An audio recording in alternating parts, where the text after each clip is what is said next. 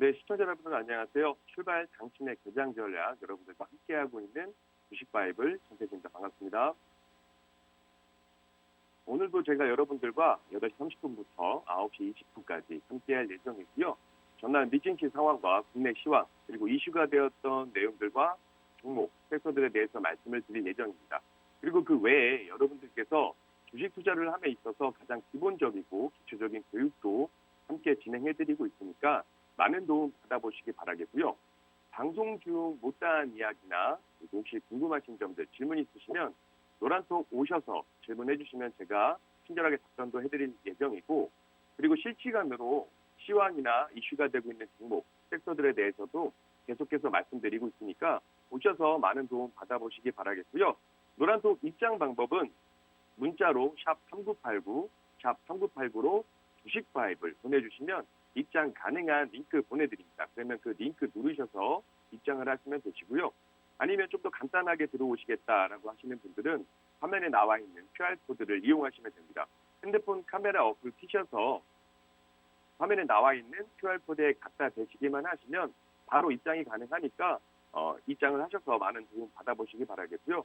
그리고 방송 이후에는 입장이 안 되고 지금 방송 중에만 지금 시청하시고 있는 이 시간에만 입장이 가능하니까 서둘러 입장하셔가지고 많은 도움 받아보시기 바라겠습니다. 그럼 지금부터 출발 당신의 개장 전략 파이팅 하시면서 저와 함께 시작을 한번 해볼게요. 자, 지금 제가 표를 준비했는데 먼저 미국 증시 먼저 이야기를 한번 해보겠습니다. 영국 증시, 유럽 증시 같은 경우는 혼조세를 좀 보였고 어제 뉴욕 증시 3대 지수는 모두 상승 마감을 했어요. 다우 지수는 0.8% 상승을 했고 기술주 중심의 나스닥 지수는 0.94%, 그리고 S&P 500 지수는 0.95% 상승을 해서 마감을 했습니다. 이 투자자들은 미국 소매기업의 실적 경고와 미국 국채금리 등을 주시를 했고요. 소매업체 타겟이 재고 축소로 인해 2분기 영업마진이 줄어들 수 있다고 경고를 했습니다. 이 같은 소식에 3대 지수는 하락세로 출발을 했으나 10년물 국채금리가 3% 아래로 떨어지면서 주가는 다시 오름세를 보였고요. 이날 타겟은 재고 축소를 위해 제품 가격을 인하하고 그리고 주문을 축소하는 등 일련의 조치를 단행할 계획이라고 하면서 이에 따라 2분기 영업 마진율이 대략 2%로 애초 예상한 수준보다 낮아질 것이라고 밝혔습니다. 이 같은 소식은 소비 위축에 대한 우려를 낳아서 타겟의 주가가 2% 하락을 했고 다우지수에 편입된 월마트의 주가도 1% 이상 하락하는 모습을 보였고요. 타겟의 실적 경고는 많은 소매업체가 변화하는 환경에서 도전하고 있음을 시사하는 것을 의미하죠. 과도한 재고를 안고 있는 기업은 타겟뿐만이 아니고 타겟은 최근 분기 지난해 같은 기간보다 재고가 43% 늘었다고 밝혔으며 월마트도 전년 대비 33%가량 재고가 늘었다고 밝힌 바 있습니다. 이 재고 증가는 소비자들의 소비 행태가 여행이나 오락, 외식 등으로 이동한 데다가 경제 재개로 이제 공격적으로 소비를 늘렸던 소비자들이 이제 인플레이션 압력으로 비싼 제품에서 상대적으로 덜 비싼 제품으로 소비 패턴이 변하고 있기 때문이고요. 투자자들은 10년물 국채금리 움직임도 주시하고 있었습니다. 국채금리는 전날 심리적 저항선인 3%를 돌파한 가운데 무역 적자가 개선됐다는 소식 이후 소폭 하락했고요. 장마감 시점의 10년물 금리는 전날보다 0.06포인트 이상 하락한 2.98% 근방에서 거래가 됐습니다. 미국의 4월 무역 적자는 역대 최대였던 3월 기록한 1,077억 달러보다 19% 줄어든 871억 달러로 집계가 됐고 4월 무역 적자는 월스트리트저널이 집계한 전문가 예상치인 894억 달러보다도 적은 수준으로 전달보다 수출이 늘고 수입이 줄어서 이 적자 규모가 줄어든 것으로 보이고 있습니다. 앞서 미국의 무역 적자 확대는 1분기 GDP 성장률을 끌어내린 주요 원인 중에 하나였는데 따라서 이 4월 무역 적자 규모의 축소는 2분기 GDP 증가에 도움이 될 것으로 보이고 있습니다. 이 제닛 옐런 미국 재무장관이 이날 상원에 출석을 해서 인플레이션이 높은 수준을 유지할 것으로 예상하고 있다고 발언을 해서 주목을 받았고요. 옐런 장관은 코로나19 팬데믹 동안 시행한 대규모 재정 정책이 인플레이션을 촉발했다는 이 비판에 대해서는 이는 강한 성장을 견인하고 경기를 회복시키는 데 일조했다고 반박을 하는 모습을 보였습니다. 이 세계은행이 글로벌 스태그플레이션, 물가 저성장 시대죠. 이 스태그플레이션 위험을 경고하고 나섰다는 소식도 나왔는데 이날 세계은행은 올해 글로벌 성장률을 2.9%로 하향을 했습니다. 지난 1월 전망치인 4.1%에서 대폭 하향 조정한 것인데요. 이 데이비드 매세스 세계은행 총재는 몇 년 동안 평균 이상의 인플레이션과 평균 이하의 성장률이 나타날 가능성이 있는 것 같다라면서 스태그플레이션 위험이 상당하다라고 말을 했습니다. 이 S&P 500 지수의 이미 소비재 관련 주만이 소폭 하락을 하고 나머지 10개 업종이 모두 상승을 했고 에너지 관련주는 3% 이상 오르는 모습을 보였습니다. 이 백화점 체인콜스의 주가는 프랜차이즈 그룹과 단독 매각 협상을 시작했다는 소식에 10% 가까이 오르는 모습을 보였고요. 이 디지털 미디어 업체 버즈피드의 주가는 경영진과 주요 기관 투자자들의 보호예수 해제로 전날 40%가량 폭락한 이후에 반발 매수세로 2% 이상 상승하는 모습을 보였습니다. 트위터의 주가는 일론 머스크 테슬라 최고 경영자가 인수무상 가능성을 경고한 이후 하락세로 출발을 했으나 1.4%로 상승세로 장을 마쳤고요. 이 뉴욕 증시 전문가들은 투자자들이 인플레이션 둔화와 경기 침체 가능성 사이에서 지금 방향을 잡지 못하면서 주식시장의 변동성이 가중되고 있다고 말을 했습니다. 클라이머트 함부로스의 파하드 카말 투자 책임자는 월스트리트저널에 우리는 여전히 인플레이션이 어디로 갈지 그리고 성장이 어디로 갈지 침체가 올지 말지와 같은 문제에 대해서 끊임없이 밀고 당기기를 하고 있다라고 말을 했고요. 울프 리서치의 크리스테넥 전문가는 보고서에서 전반적인 포지션은 다소 방어적인 쪽으로 기울어져 있다라면서 침체 가능성이 앞으로 몇 달간 높아지면 이 포지션은 비경기 순환주나 우량주로 이동할 것이라고 이야기를 했습니다. 그는 즉 많은 투자자가 침체 시기를 가늠하려고 애쓰고 있어 주식시장이 당분간 큰 상승과 하락을 겪을 수 있다라고 말을 했고요. 이 변동성을 겪을 수 있다는 말이 되겠죠. 시카고 상품거래소 패드워치에 따르면 연방기금 금리 선물 시장에서 연준이 9월 회의에서 금리를 0.5%포인트 50bp 빅스텝으로 인상할 가능성은 61.9%로 0.25% 인상 가능성은 29.8%에 달한다고 이야기를 했습니다.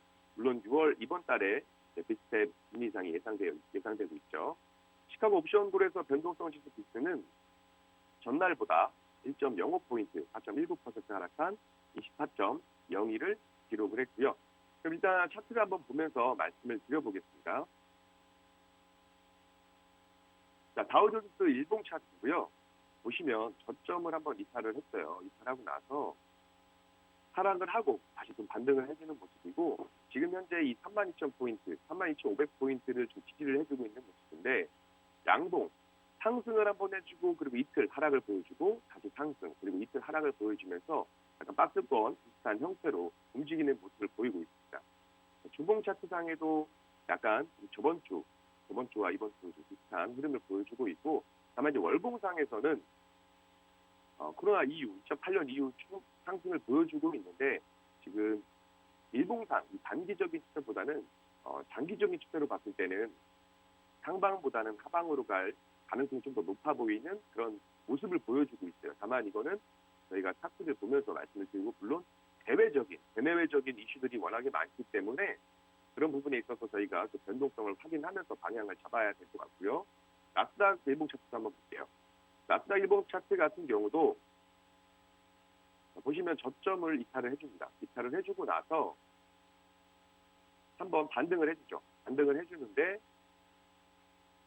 지금 11,900포인트 여기서 저항을 한번 맞고 다시 한번 하락을 보여줬어요. 그리고 나서 다시 상승을 해주면서 지금 이 라인을 지지해주려는 것을 보이고 있습니다.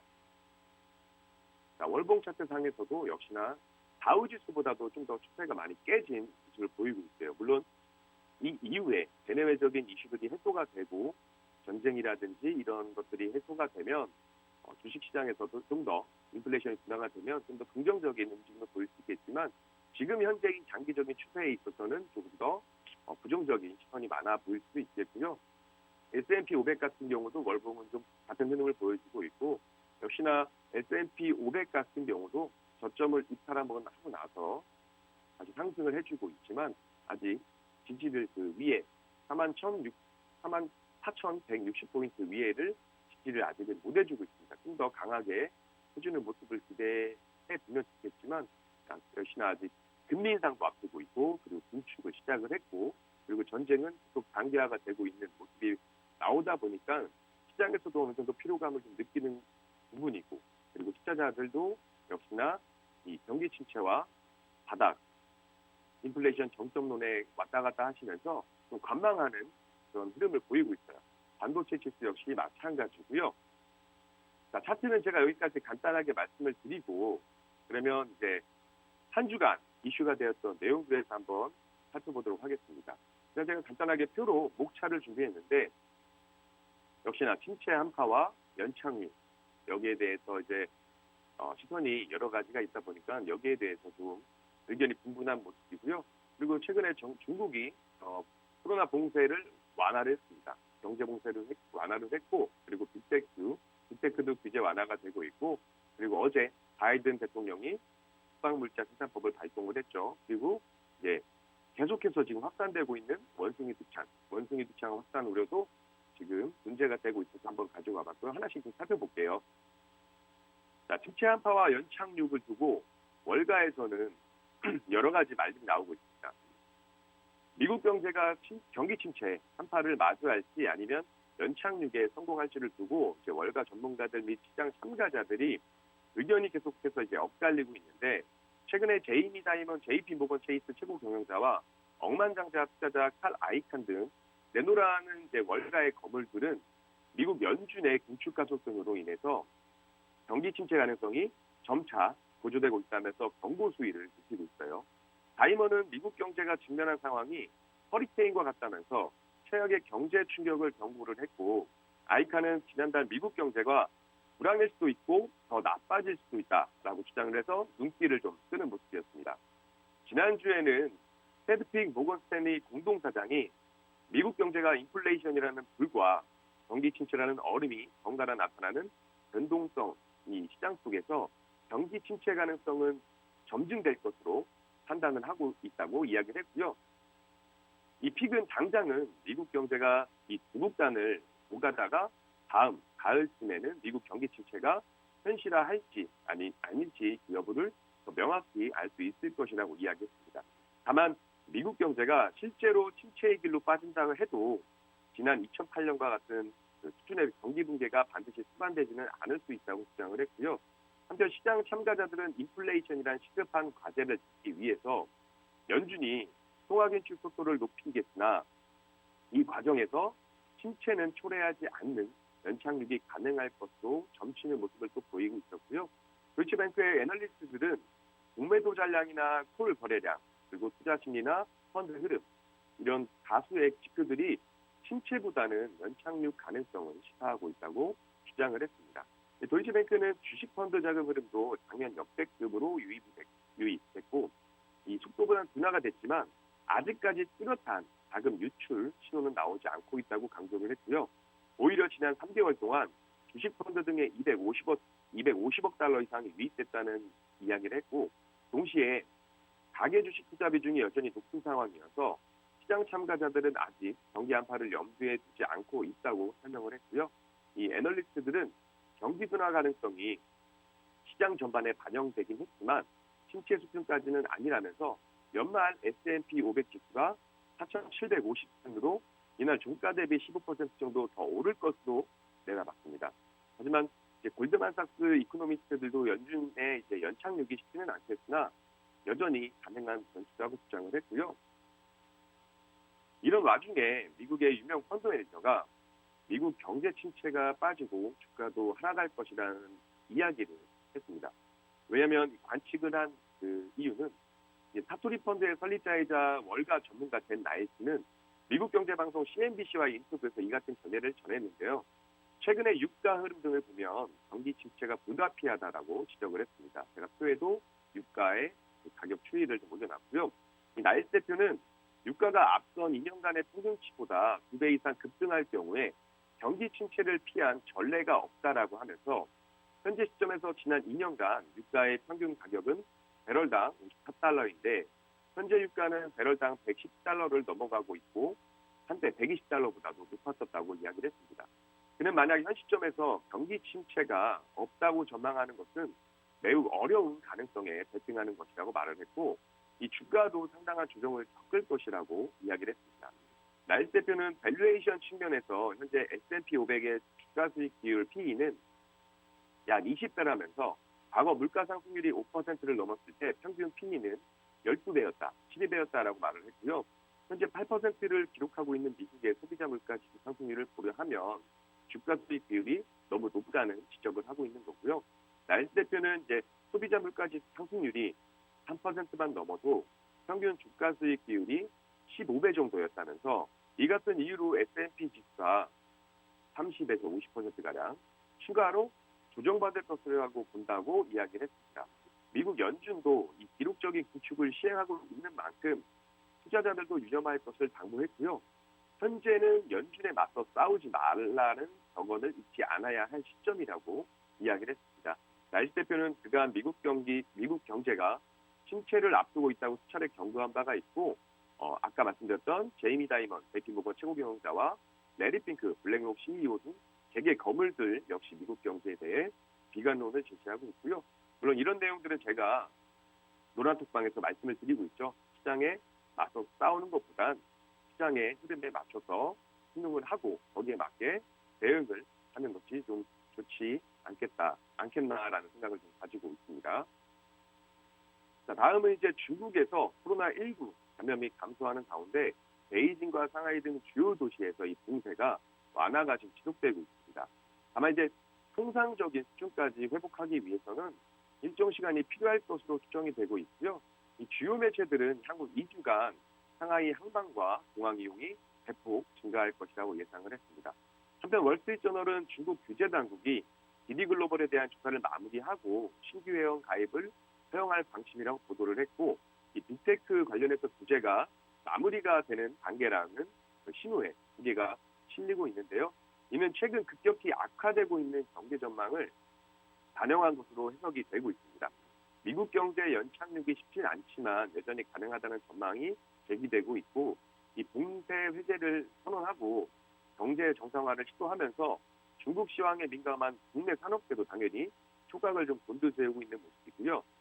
대표적으로 철강업계 같은 경우는 중국 경기 부양으로 인해 국제 철강제 가격이 상승할 거란 기대감을 보이는 한편 조선업계는 중국 조선업 재개로 긴장감이 좀 도는 분위기에 좀 상반된 분위기를 보여주고 있는데 6일 철강업계에 따르면 이달부터 중국 부동산 시장에 대한 코로나 영향이 축소되면서 철강 생산 증가폭을 상회하는 수요 회복이 기대된다고 이야기를 했습니다.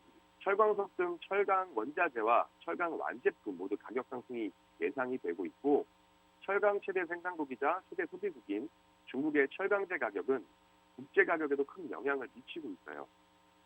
이 철강업계는 중국 봉쇄 조치가 지속이 된다면 중국 철강제 내수 가격과 수출 가격이 떨어지고 결국 국제 가격이 하락할 것으로 전망을 했습니다. 실제로 지난 4월 초에 톤당 882달러 수준이었던 중국의 열연 수출 가격은 지난달 중순 톤당 776달러로 11.7% 떨어진 모습을 보였고요. 북미 유럽의 열연 가격도 지난달보다 10% 이상 떨어질 것으로 나타났습니다. 포스코와 현대제철 등 국내 철강사도 4월까지 가격 인상세를 이어오다가 5월부터 가격을 동결하거나 내리는 모습을 보였고 포스코는 이달 유통량 열연 강판, 후판 등 주요 제품 가격을 지난달보다 톤당 5만 원 수준 내린 것으로 알려졌습니다. 이 철강제 가격이 하락한 것은 올해 들어 처음이고 그렇지만 중국 수요가 다시 살아난다면 이 하반기는 다시 가격이 반등할 전망으로 바라보고 있고요.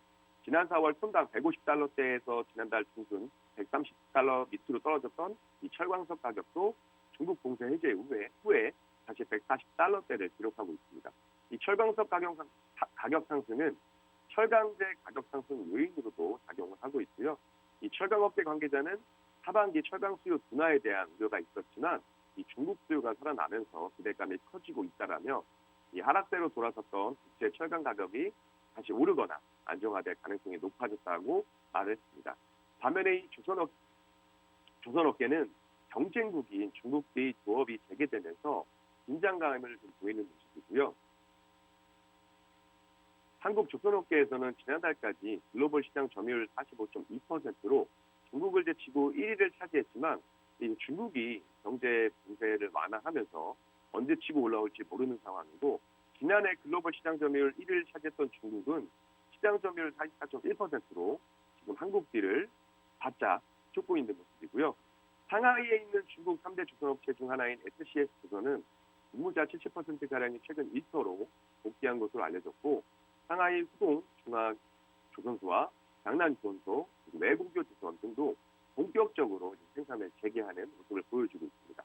중국은 상하이 봉쇄로 인해서 조업 중단 기간에도 선박을 인도하고 고부가가치 선박인 LNG, 액화천연가스선을 수주하는 등 경쟁에서 뒤처지지 않기 위해서 노력을 하는 모습을 보여주고 있고요.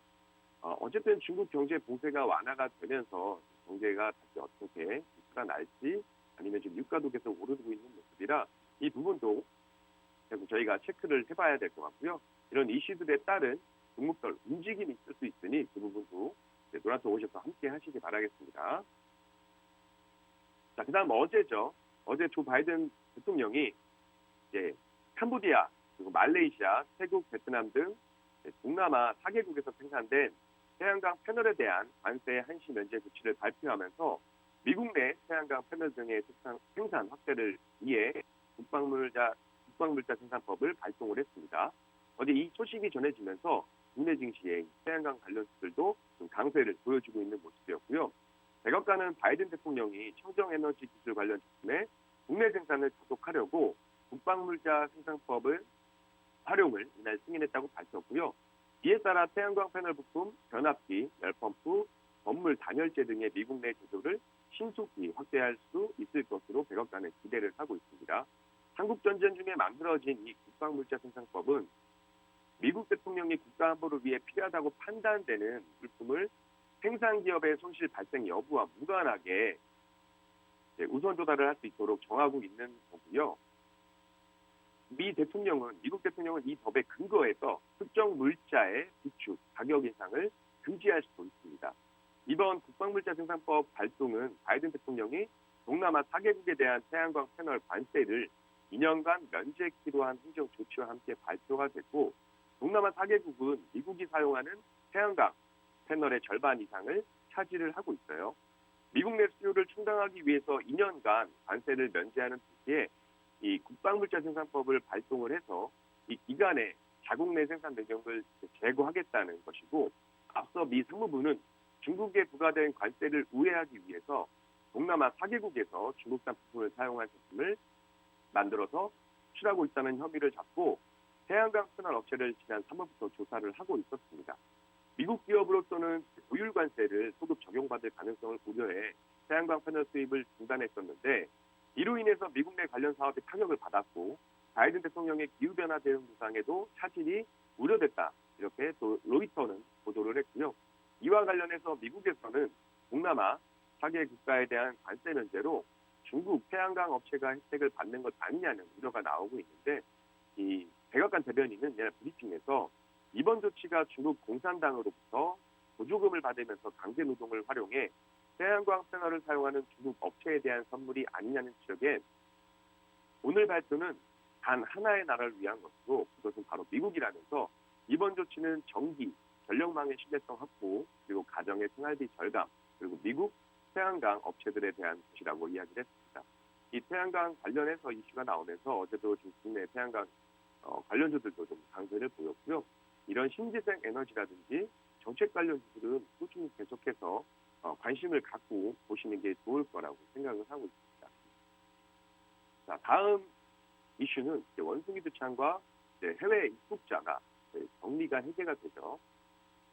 최근에 정부가 8일, 오늘이에요. 세계 각국에서 유행 중인 원숭이 두창을 2급 법정 감염병으로 지정하는 고시를 발령을 하고요. 원숭이 두창 3세대 백신 도입도 추진하기로 했습니다. 코로나19 백신을 접종하지 않은 사람도 해외에서 국내로 입국할 때 이 7일간 의무격리가 해제돼서 이 원숭이 두창 유입 또한 우려가 되고 있는 부분이고요. 어제 정부에 따르면 정부가 포스트 오미크론 입국 체계 개편의 최종 단계인 격리 면제 조치를 오늘부터 8일부터 시행할 예정이라고 밝혔고, 정부는 국내 방역 상황이 안정이 됐고 독일, 영국, 덴마크 등에서 해외 입국자 격리 의무를 면제하는 국제적 추세가 나타남에 따라서 이 접종 여부나 내국인, 외국인 여부와 관계없이 모든 해외 입국자에 대해서 7일간 격리 의무를 해제하기로 했다고 밝혔습니다. 물론 8일 전에 입국에서 격리 중인 사람은 이제 8일부터 격리가 해제가 되고요. 단 입국검사에서 음성을 받은 사람이야만 하고, 입국검사에서 코로나19 양성이 확인되면 격리를 해야 되고요. 해외 입국자에 대한 검사는 현행대로 입국 전후 2회로 유지가 되고 있습니다. 입국 전에는 유전자 증포 PCR 검사나 전문가용 신속 항원 검사를 하고, 입국 후에는 3일 이내 PCR 검사를 받아야 하고 있습니다.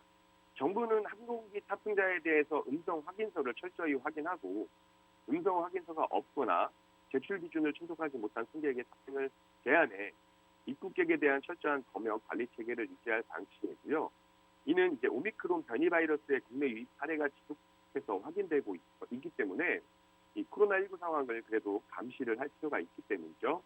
거기에 이제 세계적으로 확산하고 있는 치명률 3%에서 6%인 원숭이 두창이 국내에 또 유입될 가능성에 대비하기 위한 조치이기도 합니다. 정부는 원숭이 두창 등 신종 감염병 유력이 우려되는 상황이라면서 입국 전후에 검사를 하고 이런 절차들이 해외 입국 절차를 준수해야 한다라고 당부를 했고요. 세계보건기구 WHO에 따르면 현지 시간 5일 기준으로 원숭이 두창의 풍토병이 아닌 지역 27개국에서 780여 건의 원숭이 두창 감염 사례가 확인됐다면서 WHO는 다른 국가로 추가 확산될 가능성이 크다고 내다보고 있습니다. 질병관리청 역시 그래서 2단계로 올리고 있고, 최근 미국에서도 이제 해외 입국자 관리 체계를 개편하지만 최근에 미국에서도 워싱턴 DC에서도 원숭이 두창 의심 사례가 처음으로 보고가 됐고, 워싱턴 DC 보건당국은 한 주민이 오르토폭스 바이러스의 양성 반응을 보여 추가 테스트 및 원숭이 두창 최종 판정을 위해서 질병통제세 예방센터에 보냈다고 하면서 미국 정치 전문 매체 힐이 보도를 했고요. 이 오르토폭스는 원숭이 두창 바이러스 계열이라고 이 매체는 전했습니다.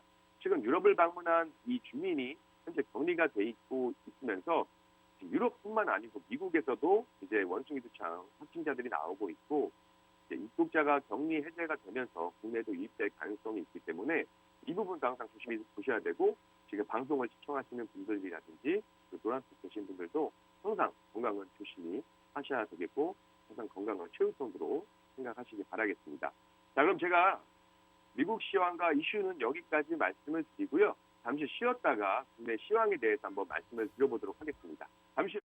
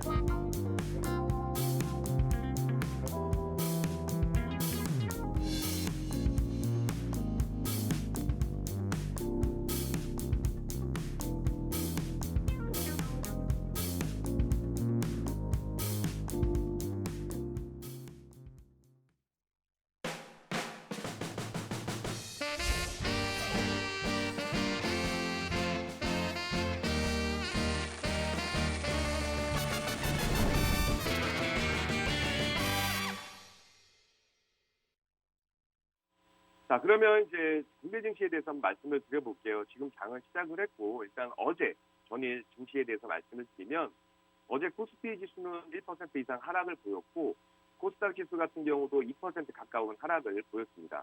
미국의 5월 소비자 물가 지수 CPI 발표를 앞두고 이 인플레이션 우려에 채권 금리가 오름세를 지속하는 데다가 이 고용 지표가 개선되면서 연준의 긴축 강화에 대한 공포가 커지면서 좀 하방 압력을 받는 모습 보였고요. 역시나 이제 외국인들도 3거래일 연속 매도세를 지속하면서 주가 지수의 하방을 압력을 좀 더 높이고 있는 모습이었습니다.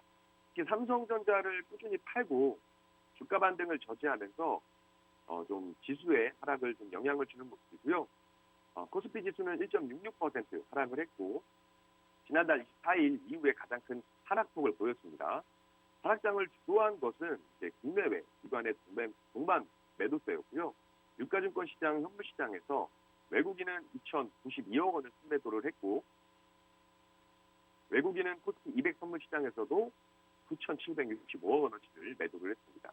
외국인 투자자들은 지난달 26일부터 4거래일 연속 매수를 이어갔으나 이달 2일부터 다시 순매도로 돌아선 상태고 이 기간 외국인이 가장 많이 판 종목은 시가총액 1위 삼성전자이고 3거래일간에 약 3,400원어치를 팔았습니다.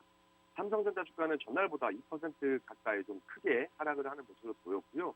그 외에 LG화학이라든지 카카오, 삼성전기, 부산 에너빌리티 등이 외국인 순매도액 상위권에 이름을 올렸습니다. 국내 기관의 매도세도 좀 두드러지는 모습을 보였고 이날 국내 기관은 유가증권 시장, 현물 시장에서 총 8,225억 원어치를 팔았고 국내 기관 투자자들의 매도세는 삼성전자에 집중이 됐습니다. 반면에 개인 투자자들은 이날 9,900억 원어치를 사들였고요. 지난 4월 25일 1조 600억을 매수한 이후에 가장 큰 순매수 금액을 기록을 했습니다. 개인의 매수세는 외국인과 기관 반대로 삼성전자와 카카오에 집중이 됐고 삼성전자를 5,200억 그리고 카카오를 1,100억 원어치를 샀습니다. 코스닥 시장에서도 국내외 기관과 개인 투자자는 정반대의 투자 패턴을 나타냈고 이날 코스닥 지수는 약 2% 가까이 1.99%로 하락 마감을 했는데 외국인과 국내 기관이 각각 1,035억 원, 1,519억 원어치를 팔면서 하락장을 좀 견인하는 모습을 보였고 반대로 개인은 2,583억 원을 순매수했습니다. 이날 우리 증시가 나란히 하락 마감한 것에는 이제 미국 국채 금리의 급등에 따른 부담 때문으로 좀 해석이 되고 있고 이제 미국 국채 10년물 금리가 전날보다 0.24% 오른 3.046%를 기록을 하고 있으면서 금리는 지난달 27일까지만 해도 2.7%에 머물렀으나 이후 오름세를 지속하고 있습니다. 최근에 환율도 좀 많이 오르고 있죠. 국채금리의 급등은 인플레이션에 대한 우려에서 기인한 것으로 해석이 되고 있고 통상 물가 상승률이 높은 시기에 국채금리는 오르기 마련이고요. 채권은 만기에 받을 금액이 정해져 있기 때문에 물가가 오르면 만기에 받을 돈의 가치가 떨어지게 되죠. 그래서 투자자들은 이를 우려해서 채권을 시장에 내다 팔고 채권의 유통량이 증가하면 가격은 하락을 하고 반대로 이제 금리는 높아지는 모습을 보여주고 있습니다. 오늘 10일에 미국의 이제 5월 소비자 물가지수 CPI 발표를 앞두고 시장 참여자들의 경계감은 더 커지고 있는 모습이고요. 5월 CPI의 전망치는 8.2에서 8.3%인데 이는 4월과 비슷한 수준이고 지난달 31일 바이든 미국 대통령과 제롬 파월 연준 이사회 의장이 만나서 이 인플레이션 억제에 대해 논의했다는 소식도 물가에 대한 불안을 좀 키운 요소가 되고 있어요.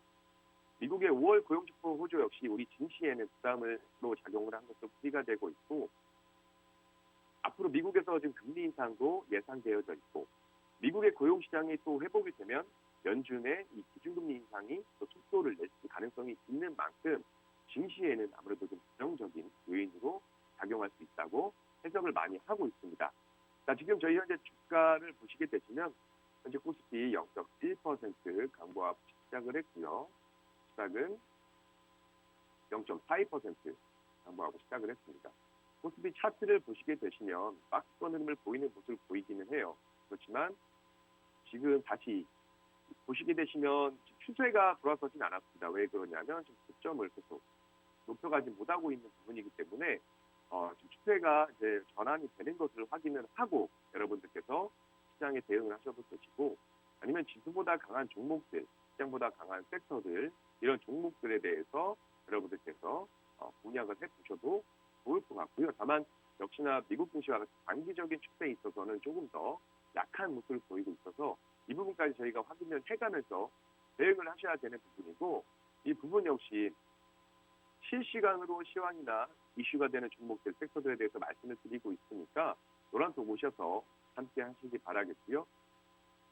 자, 그러면 제가 지금 말씀드린 것처럼 제가 노란톡에서 저희 회원님들께 말씀드린 거예요. 시황에 대해서 말씀드리고 이슈가 되고 있는 종목들 그리고 공부 종목 같이 공부할 수 있는 종목들도 말씀드리고 있으니까 오셔서 함께 하시기 바라겠고요. 자, 이제 국내 이슈에 대해서 한번 말씀드려볼게요. 국내 이슈 역시 미국의 금리 인상을 앞두면서 한국은행도 추가 금리 인상을 예고하고 있죠. 그리고 북한에서 이제 곧 7차 핵실험 가능성이 우려가 되고 있고, 또 삼성전자가 최근 부진을 면치 못하고 있는데 이 뉴 삼성을 향한 이재용 부회장이 어제 유럽 출장을 또 떠났습니다. 그리고 한국 최초로 달 탐사선 다누리 역시 발사 체계를 마치고 있고, 이 부분에 대해서 한번 말씀을 드려볼게요.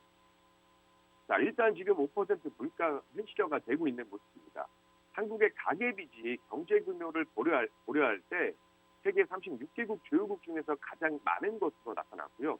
더욱이 코로나19 위기가 정점을 지나고 이 저금리 시대가 저물면서 미국등 주요국은 국내 총생산 GDP 대비 가계부채 비율이 1년 전보다 4% 이상 감소할 때 한국은 0.7% 하락하는 백수친 모습을 보였습니다. 이 한국의 높은 가계부채가 국내 경제를 위협하는 내관이 될 수 있다는 의회 목소리가 나오는 이유고요. 이런 부분에 있어서 제가 최근에도 빚이나 영끌에 대해서 한번 설명을 드렸었죠. 그리고 그 외에 기업 부채 역시 국내 경제를 위협하는 요인이죠. 경제 규모를 고려했을 때 역시 한국 기업의 부채 비율이나 증가 속도 모두 최상위권으로 나타나기 때문인데, 이 물가 상승률 5%가 현실화하면서 기준금리 인상이 빨라질 것이라는 관측이 나오고 있습니다. 사회적 거리두기가 해제가 되면서 수요 측 압력이 확대되는 데다가 국제유가 그리고 국제식량 가격이 높은 높은 수준을 유지를 하면서 오는 9월까지 5%의 물가 상승률이 이어질 것으로 예상이 되고 있고, 물론 그 이상도 바라보는 우려들도 있습니다. 어제 금융투자협회 채권정보센터에 따르면 지난 3일 국고채 3년물은 장중 3.15%까지 오른 후 3.121%로 장을 마쳤고요. 3년물 금리가 3%대를 돌파한 것은 지난달 6일 이후에 한 달 만에 돌파를 해주는 모습이었습니다. 이 소비자 물가지수가 5%로 치솟으면서 기준금리가 추가로 인상될 것이라는 관측이 반영되면서인데, 이제 5월 소비자 물가지수는 전년 동월 대비 5.4% 상승하면서 2008년 8월 이후에 13년 9개월 만에 가장 높은 상승률을 기록을 했고요. 특히 외식 물가는 7.4% 급등하면서 1998년 3월 이후에 24년 2개월 만에 가장 큰 폭으로 올랐습니다. 여러분들 외식값도 금대지라고 할 만큼 외식 가격, 식자재 가격이 많이 올라서 외식하는데도 많이 부담이 되는 부분이죠. 이제 5%대 물가 상승률이 당분간 이어질 것으로 전망을 하고 있는데, 이승원 한은 부총재는 지난 3일 국제 물가 상황 점검 회의에서 6월과 7월에도 물가 상승률이 5%가 지속될 것이라고 보인다면서 국제유가와 국제식량 가격이 높은 수준을 지속하는 가운데 최근 거리두기 해제 등으로 수요 측 압력이 더욱 커지면서 이 물가 상승의 확산세가 이어갈 수 있다고 평가를 했고요. 이미 소비자들은 높은 기름값을 지금 체감을 하고 있죠. 한국석유공사 유가정보서비스 오픈넷에 따르면 이날 오전 10시 기준 전국 주유소 경유 평균 판매 가격은 전날보다 1.36원 오른 리터당 2,025원을 돌파했고요. 국내 경유 가격은 지난달보다도 이제 사상 처음으로 2,000원을 넘는 데 이어서 매일 최고가 기록을 경신하고 있습니다. 휘발유 가격도 2,032.04원을 기록했는데 이는 약 10년 만에 2,030원 선을 넘는 모습이고요. 이 국제유가가 고공행진을 이어가고 있는 영향 때문이고, WTI 서부 텍사스 원유는 전날보다 37센트, 하락한 배럴당 118.50달러의 거래를 마감했지만 이 사우디아라비아가 원유 판매 가격을 인상했다는 소식에 장중 한때 120.99달러까지 오르기도 했습니다. 당분간 이제 5% 물가 상승세가 이어질 수 있는 만큼 추가로 기준금리가 인상될 명분이 강해졌다는 평가고, 안재규 신한금융투자연구원은 7월에는 도시가스 요금 인상이 또 예고돼 있는데 이는 추가적인 기대 인플레이션 상승으로 이어질 전망이라고 하면서 물가 상승 기대 형성 요인은 석유류 제품 그리고 기대인 농축수산물 그리고 공공요금 등 이런 비중이 높아서 한국은행 입장에서는 7월 금리 인상 명분이 확보되고 있다라고 진단을 했고요. 또 다른 연구원도 추석 명절이 포함된 9월까지는 5%대 물가 상승이 지속될 수 있다면서 아무래도 이제 물가 안정과 현실 경제에서의 물가 안정에 기여하고자 한국은행에서는 금리 인상을 통해서 잡으려 할 것이다라고 전망을 하고 있습니다. 자, 다음 어제 태양광 섹터 말고도 방산주도 좀 강세를 보이는 모습 보였어요. 그 이유가 이제 북한에서 7차 핵실험을 며칠 내에 할 가능성이 있다라는 우려들이 나오면서인데 미국 국무부 대변인이 현지 시간 6일 기준으로 정례 브리핑에서 북한이 향후 며칠 이내에 7차 핵실험을 할 수 있다는 점을 여전히 우려한다라면서 이는 우리가 얼마간 경고를 해온 우려라고 말을 했습니다. 그는 이어서 이는 우리가 대비 계획을 세워 온 만일의 사태라며 동맹 파트너 국가와 협의해온 논의 주제라고도 이야기를 했습니다. 이 북한 핵실험 재개 가능성은 최근 들어 꾸준히 제기됐고 일각에서는 지난달 조 바이든 미국 대통령 방한 방위를 전후한 핵실험 가능성도 제기됐지만 북한은 핵실험이 아닌 대륙간 탄도미사일 ICBM을 탄도미사일 도발 수준을 유지하고 있었고요. 앞서 같은 날 데니얼 크리스토프링크 국무부 동아시아 태평양 차관보도 전략국제문제연구소와 한국국제교류재단 공동주최 포럼 이후에 특파원들을 만나서 북한 핵실험 재개 가능성을 두고 확실히 우려한다라고 말했습니다. 아울러 이날 라파엘 그로시 국제원자력기구 사무총장도 이사회 연설에서 북한 풍계리 핵실험장 출입구 중 하나가 재개방됐다고 밝힌 바 있고 또 영변에서 오메가와트 원자로 운전 징후가 있다고 지적을 했고요. 이 커지는 북한 핵실험 재개 우려와 관련해서 이날 브리핑에서 북한 및 이란 관련 미국 전략 수정 필요성이 제기되기도 하지만 프라이스 대변은 이에 우리는 이 양국 모두에 관해 전략을 보유했다라고 이야기를 하면서 이들은 매우 다른 나라라고 전제를 했습니다. 그렇기 때문에 다른 나라이기 때문에 다른 전략이 필요하다 이야기를 했고요. 이 북한에서 도발을 하게 되면 방산주가 좀 강세를 보일 가능성이 좀 높아지겠죠. 그래서 이런 부분도 확인을 한번 해보시면서 관심을 가져보시면 좋을 것 같고요. 그리고 제가 다음 주소도 한번 말씀을 드려볼게요. 자, 최근에 어제죠. 이재용 삼성전자 부회장이 유럽 출장을 갔습니다. 재계에 따르면 이 부회장은 7일부터 오는 18일까지 네덜란드를 포함한 유럽 주요 시장을 방문할 계획이고 글로벌 현장 경영에 다시 나서는 것은 지난해 12월 중동 방문 이후에 또 6개월 만입니다. 출장 일정과 행선지가 외부에 알려진 것은 삼성물산과 제일모직, 부당합병, 회계부정 의혹 관련 공판에서 삼성 측 변호인이 해당 기간 출장에 따른 재판 불출석 의견서를 제출하면서 나왔고요. 지난해 말 중동 출장을 마친 이후에 재판 일정 등의 발목이 잡혀 글로벌 행보에 제동이 걸린 상태였고 이 반도체 분야 초도자 전략을 성공적으로 수립해 불확실성을 극복해야 한다는 강한 의지로 재판 일정을 미루고 출장을 강행하기로 했다라는 게 재계의 전언이고요. 실제로 이 부회장은 지난달 25일 용산 대통령실 앞에서 열린 주소기업인 대회 당시에 삼성이 5년간 450조 원 투자 결정 의미를 묻는 기자들의 질문에 대해서 목숨을 걸고 투자를 하는 것이라면서 위기의식을 드러냈고요. 이 부회장의 유럽 출장 첫 방문지는 네덜란드이고 이 부회장은 네덜란드 에인트호번을 방문해서 극자외선 노광 장비를 전 세계에서 독점하고 있는 ASML의 본사를 찾아서 이 극자외선 노광 장비 공급에 대해 논의할 것으로 알려졌고요.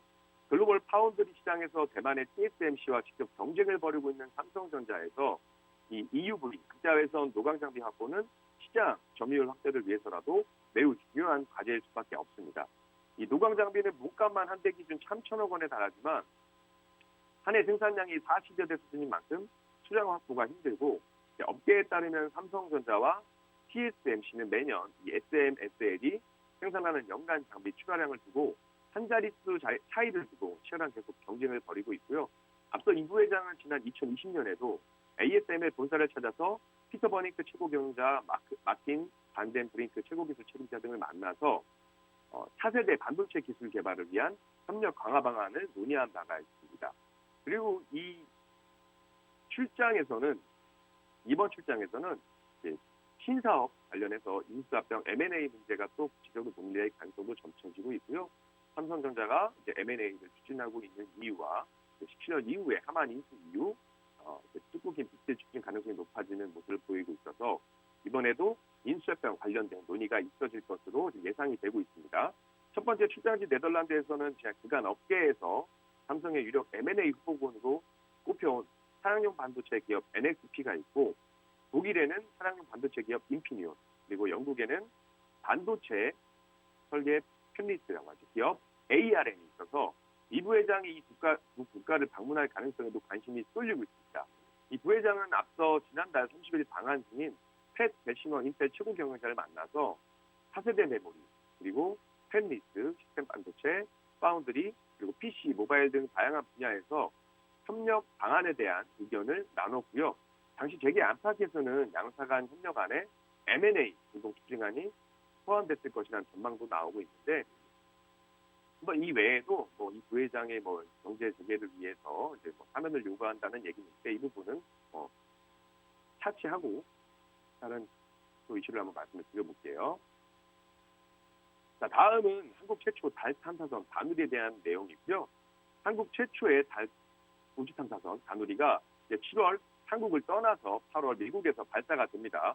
이 한국 항공우주연구원에 따르면 최종 점검을 끝낸 다누리는 전원을 공급할 태양전지 패널과 발관측을 위한 6개 탑재체를 모두 싣고 발사 준비를 마친 상태고요. 다누리는 지금까지 극저온, 전자파 시험 등 우주환경 모사 시험과 표면 가칭 장막 단열재 장착, 그리고 발사장 이송 가능 여부를 확인하는 선적 전 검토회의 등 이송 전 마무리 작업을 모두 끝냈다라고 말했습니다.